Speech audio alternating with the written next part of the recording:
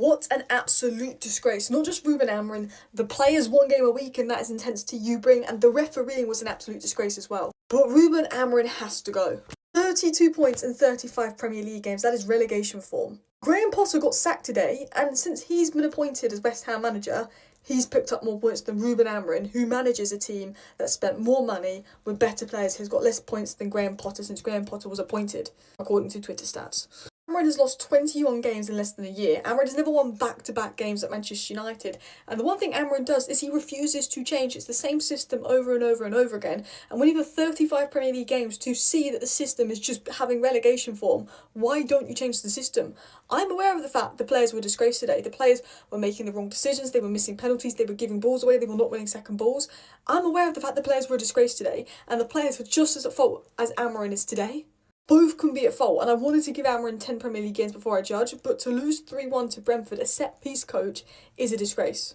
Keith Andrews is a set-piece coach who's managing his 6th ever game as a manager, and he's outdone Amorim. I don't care that it's Man United. I don't care that as neutrals we all want Brentford to win the game and it's funny, and then Bruno missing the penalty is funny. That's a red card.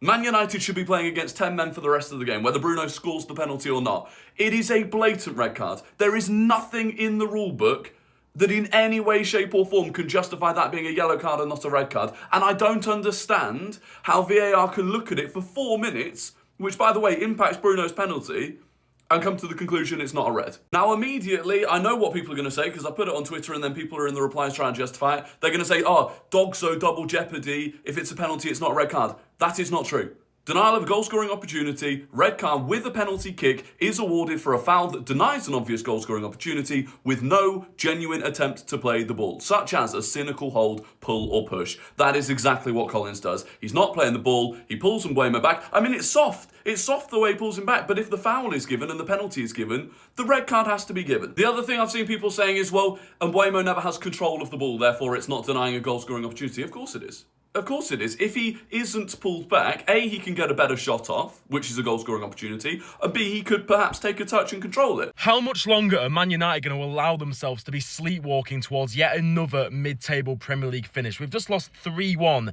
to Brentford, the place where we've lost 4-3 and 4-1 in recent seasons, and we cannot allow a horrendous use of VAR, making Bruno Fernandes wait, 4-5 minutes before he took that penalty. We all knew what was going to happen after that. He missed again, his 2nd successive miss. Is that a pretty worrying sign of maybe his recession as a player?